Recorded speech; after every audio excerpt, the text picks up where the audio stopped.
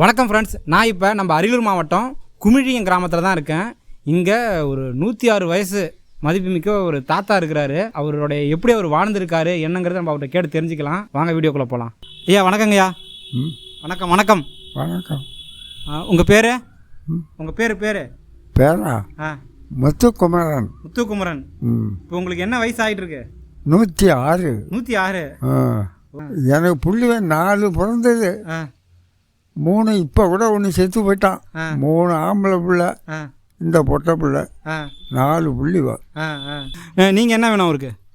நான் மக வேணும். மக வேணுங்களா? சரி, மொத்தம் தாத்தாவுக்கு எத்தனை பிள்ளைங்க, எத்தனை பேர பிள்ளைங்க, கொஞ்சம் டீட்டெயிலாக சொல்லுங்கள். 6 பேர பிள்ளைங்க, 9 கொள்ளு பேர பிள்ளைங்க. அந்த பிள்ளைங்களோட பிள்ளைங்க 11 பிள்ளைங்க இருக்காங்க. உங்கள் பேர்? என் பேர் பானுமதி. நான் ரிட்டையர்ட் பிபிஎம்.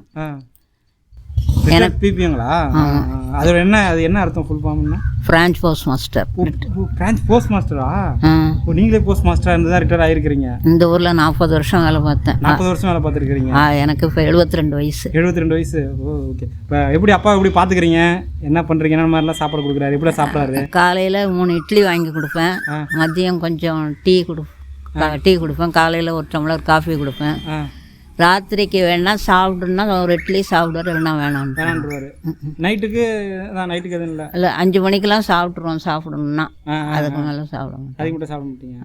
டெய்லி காலையில் கொஞ்சம் தூரம் ஃபர்ஸ்ட் ஸ்டாண்ட் அந்த பக்கம் போய் உட்காந்துருப்பாரு. நடக்கிறாருங்களா? நடப்பாங்க. அவர் நல்லா பேசுறாருங்களா? நல்லா பேசுவாங்க. படிக்கிறது எல்லாம் படிப்பாருங்களா? பாட்டெல்லாம் பாடுவாங்க. பாட்டெல்லாம் பாடுவாருங்களா? எங்களுக்காக ஒரு பாட்டு பாட முடியுங்களா? ஒரு பாட்டு பாடுவாங்கண்ணா. ஒரு பாட்டு ஒன்று சொல்ல, இந்த காமெண்டிகள் பாட்டு. பாட்டு காமெண்டிகள் பாட்டு ஒன்று நீங்கள் உட்காந்து.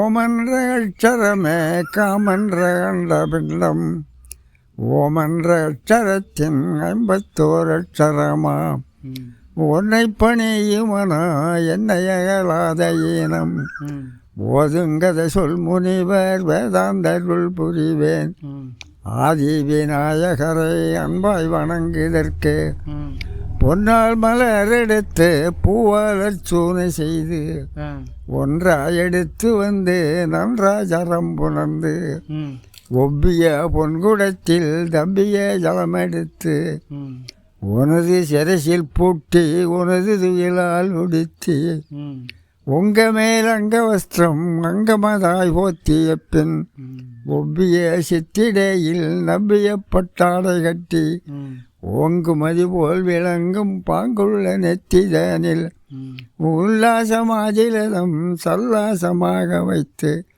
வசந்த அத்தேர் புனுகு ரசந்த உவாரமெல்லாம் ஒளிர் பெருகு மேனியெல்லாம் தளிதமதாய் பூசி வைத்து, கட்டோட வெற்றிலையும் கமகோடி இளம்பாக்கம், கொத்தோட மாங்காயம் கொலையோடிள நீரும், வேரில் பழுத்ததொரு வெடித்த பிளாக்கனியும், கும்பகோண சுவாமி மலை குணமான வாழை இலை பரப்பி வரிசையுடன் தண்டனிட்டு, கட்டோட வெற்றிலையும் கமுகோடி இளம்பாக்கம், கொத்தோட மாங்காயும் கொலையோடிள நீரும், வேரில் பழுத்ததொரு வெடித்த பிளாக்கனியும், கற்கண்டு தேன்பாக கரும்பு அவள் மூச்சையுடன், தின்னும் பலவார வகை உன்னிதமாய்தான் படைத்து, தேங்காய் உடைத்து வைத்து பாங்காக சூனை செய்து, தூப தீப நைவேத்தியம் சதுராகையான் கொடுத்து,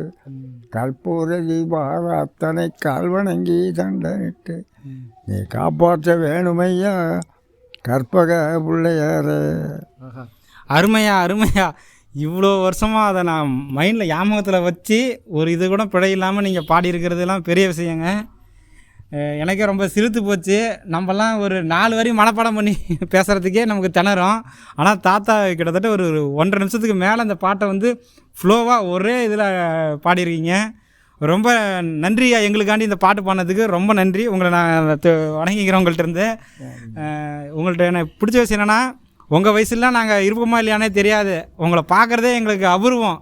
உங்களை மாரி இருக்கிற ஆளுங்களை பார்க்குறதே எங்களுக்கு 106 வயசு. அதான் நீ கேட்கும் போதே எங்களுக்கு அப்படியே சிலிருக்குது. எனக்கு இன்னும் கூட சிலிருக்குது. சந்தையிலேருந்து எனக்கு கொண்டாந்து 4 வயசில் ஆ வேதாம்பரம் போட்டாங்களே எனக்கு ஆ 500 கோடி எடுத்தாந்து போட்டு ஆ தாசில்தார் வந்து ஆ போட்டாங்க எனக்கு.